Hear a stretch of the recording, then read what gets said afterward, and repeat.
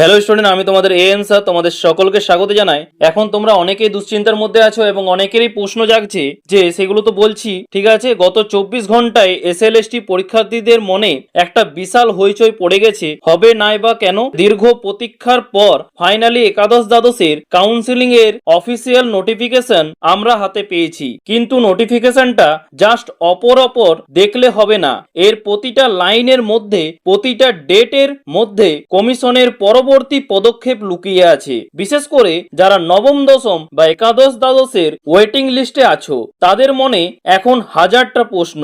Vacancy list কেন দেওয়া হলো না? 20 তারিখে ঠিক কি হতে চলেছে? আর ভোটের আগে নবম দশমের প্রসেস কি আদৌ সম্ভব? আর সবচেয়ে বড় কথা যেটা হচ্ছে প্যানেল চেঞ্জ বা এক্সপায়ার্ড প্যানেল নিয়ে যে আইনি জটিলতা চলছে তার প্রভাব কি এই নিয়োগে পড়বে? তাই আজকের এই ভিডিওতে আমি তোমাদের এই সমস্ত প্রশ্নের উত্তর দেব, একদম অফিসিয়াল ডেটা এবং লজিক্যাল অ্যানালাইসিস দিয়ে বুঝিয়ে দেব যে কি হতে চলেছে। ভিডিওটা একটু বড় হতে পারে কিন্তু আমি গ্যারান্টি দিচ্ছি এই কিছুটা সময় দিলে অবশ্যই মনের যত কনফিউশন আছে তা কিন্তু দূর হয়ে যাবে। তাই মন দিয়ে শুরু থেকে শেষ পর্যন্ত দেখবে। চলো শুরু করা যাক। প্রথমে বলি যে সবার আগে আসি একদম কারেন্ট আপডেটে। কমিশন অফিসিয়ালি জানিয়ে দিয়েছে যে আগামী 24 তারিখ থেকে একাদশ দ্বাদশের কাউন্সিলিং প্রক্রিয়া শুরু হচ্ছে। এটা তো গেল খবরের হেডলাইন, কিন্তু ভেতরের খবরটা কি জানো? নোটিফিকেশনে বলা হয়েছে যে কাউন্সিলিং শুরুর ঠিক কয়েকদিন আগে অর্থাৎ 20 তারিখের মধ্যে ওয়েবসাইটে দুটো ভাইটাল জিনিস আপলোড হবে। সেটা কি? এক হচ্ছে ফাইনাল ভ্যাকেন্সি লিস্ট, মানে যেটা দেখে তোমরা বুঝতে পারবে ঠিক কতগুলো সিট এবং কোথায় কোথায় ফাঁকা আছে। আর দুই হচ্ছে তোমাদের ইন্টিমেশন লেটার। এখানে একটা খুব গুরুত্বপূর্ণ কথা বলি যেটা অনেকে ভুল করে, যে 20 তারিখে যখনই ইন্টিমেশন লেটার আসবে চেষ্টা করবে সাথে সাথে ডাউনলোড করে প্রিন্ট আউট নিয়ে নেওয়ার, ঠিক আছে? কারণ কমিশনের সার্ভারের যা অবস্থা, শেষ মুহূর্তে গিয়ে সাইট ক্র্যাশ করলে কিন্তু বিপদে পড়বে। এই লেটার ছাড়া কিন্তু তোমাকে কাউন্সিলিং হলে ঢুকতে দেওয়া হবে না। তাই এক কপি নয়, অন্তত 2 থেকে 3 কপি জেরক্স করে নিজের ফাইলে রেখো। এবার আসি একটা টেকনিক্যাল বিষয়ে, সেটা হলো যে কম্বাইন্ড মেরিট লিস্ট, ঠিক আছে?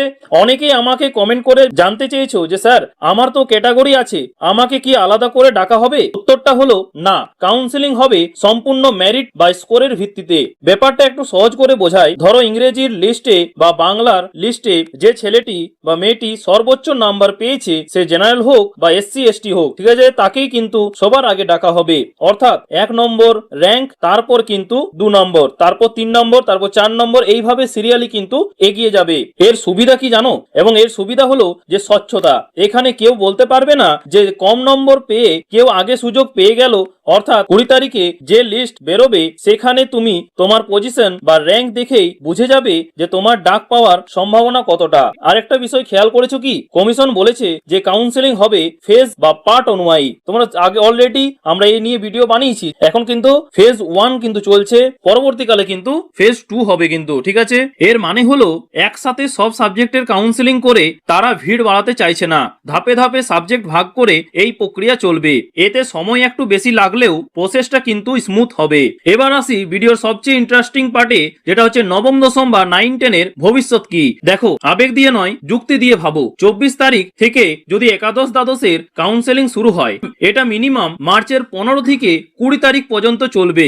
আর ঠিক এই সময়ের মধ্যেই অর্থাৎ মার্চের প্রথম সপ্তাহেই কিন্তু নির্বাচন কমিশন ভোটের দিনক্ষণ ঘোষণা করে দেবে।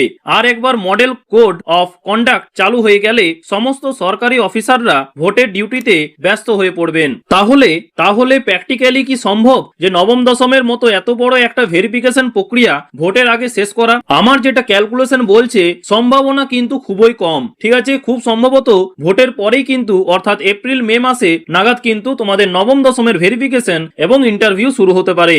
এখানে একটা সরকারি স্ট্র্যাটেজিও কাজ করছে। সরকার কেন চাইছে যে ভোটের আগে একাদশ দ্বাদশের নিয়োগ করতে আর নবম দশমের পরে? কারণটা অর্থনীতি। একাদশ দ্বাদশে যারা চাকরি পাচ্ছেন তাদের বেশিরভাগই অলরেডি সার্ভিস করছেন, কিন্তু তাদের বেতন সরকার আগে থেকেই দিচ্ছে।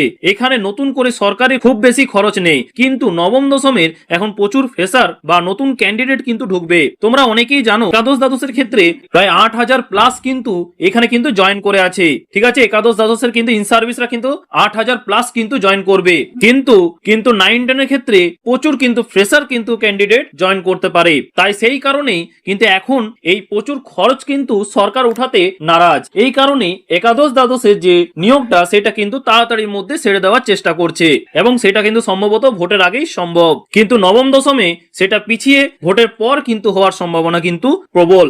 আর যদি সেরকম কিছু প্রবলেম যদি না হয় তাহলে অবশ্যই কিন্তু মার্চ মাসে 15 থেকে 20 তারিখের মধ্যেই কিন্তু তোমাদের 9-10 ভেরিফিকেশনের জন্য কিন্তু ডাকা হবে, আর সেটা না হলে কিন্তু ভোটের পরেই হবে। তবে নবম দশমের এই দেরিতে কিন্তু তোমাদের হতাশ হওয়ার কিছু নেই, বরং এতে তোমাদেরই লাভ হবে। কেন? কারণ হচ্ছে একাদশ দ্বাদশে যারা জয়েন করবে তাদের একটা বড় অংশ কিন্তু এখন নবম দশমে চাকরি করছে। তারা যখনই ওপরের পদে চলে যাবে নবম দশমের ক্ষেত্রে তাদের সিটগুলো কিন্তু ফাঁকা হয়ে যাবে। অর্থাৎ ভোটের পরে যখন তোমাদের কাউন্সিলিং হবে তখন ভ্যাকেন্সি লিস্টে প্রচুর নতুন সিট অ্যাড হবে। যারা বর্ডার লাইনে ছিলে, মানে 1 থেকে 2 নম্বর কিন্তু পিছিয়ে আছো যারা, তাদের কিন্তু চাকরি পাওয়ার সুযোগ কিন্তু অনেকটাই বেড়ে যাবে। আর তাছাড়া তোমরা জানো অনেকে যে এক্সপায়ার অফ প্যানেল 2016 মামলাটা এখনো কিন্তু কোর্টে ঝুলছে। সেটা অলরেডি আমরা আগের ভিডিওতে আলোচনা করেছি। যদি সুপ্রিম কোর্ট বা হাই কোর্ট এই প্যানেলকে অবৈধ ঘোষণা করে তাহলে কিন্তু পুরো লিস্ট উলট পালট হয়ে যাবে। অনেক অযোগ্য প্রার্থী বাদ পড়তে পারে এবং সেই জায়গায় কিন্তু নতুন মেধাবী ছাত্রছাত্রীরা সুযোগ কিন্তু পাবে। তাই সেকেন্ড ফেজ বা থার্ড ফেজ কাউন্সিলিং হওয়ার প্রবল সম্ভাবনা কিন্তু এখন রয়েছে।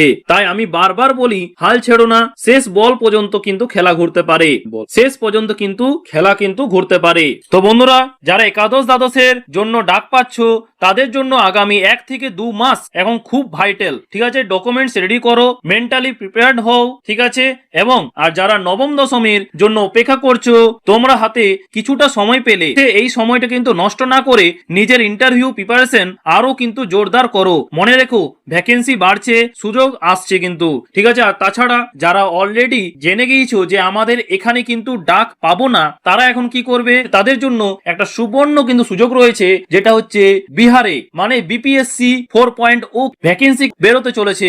তাই এখানে কিন্তু একটা বড় কিন্তু সুযোগ রয়েছে তোমাদের জন্য। ঠিক আছে, তোমরা যারা এই এসএলএসটি তে পাওনি তাদের কিন্তু একটা সুযোগ রয়েছে বিপিএসসি 4.0 দিয়ে পরে সেখান থেকে একটা কিন্তু সিট নিজের নামে করে নেওয়া। সেখানে কিন্তু সিলেবাস কিন্তু তোমরা অলরেডি পড়েছো, তাই ওখানে কিন্তু অনেকটাই কিন্তু তোমাদের সুযোগ থাকবে। আর যারা গ্রুপ সি এবং গ্রুপ ডি পড়েও তাদের যদি কাট অফ রিলেটেড কিছু প্রবলেম হয়, অবশ্যই কিন্তু পরবর্তীকালে আমরা এই গ্রুপ সি এবং গ্রুপ ডির কাট অফ রিলেটেড একটা ভিডিও আনতে চলেছি। অবশ্যই কিন্তু যারা এখনো পর্যন্ত সাবস্ক্রাইব করনি অবশ্যই সাবস্ক্রাইব করে রাখো। এবার চলে আসি মূল কথায়, যে এই পুরো প্রসেসটা কিন্তু কোথাও যদি বুঝতে অসুবিধা হয় বা ইন্টিমেশন লেটার ডাউনলোড করতে কোনো সমস্যা হয়, আমাকে কমেন্ট বক্সে অবশ্যই কিন্তু কমেন্ট করে জানাতে ভুলবে না। আমি চেষ্টা করব সবার কিন্তু উত্তর দেওয়ার। ঠিক আছে, এবং ভিডিওটা যদি ইনফরমেটিভ মনে হয় অবশ্যই কিন্তু তোমাদের বন্ধুদের সাথে শেয়ার করে দেবে, যাতে তারাও কিন্তু এই ইনফরমেশনটা পেয়ে উপকৃত হয়। ঠিক আছে, আজকে এই পর্যন্তই। দেখা হচ্ছে পরের ভিডিওতে নতুন কোনো আপডেট নিয়ে। থ্যাংক ইউ, পাশে থাকবে, সুস্থ থেকো।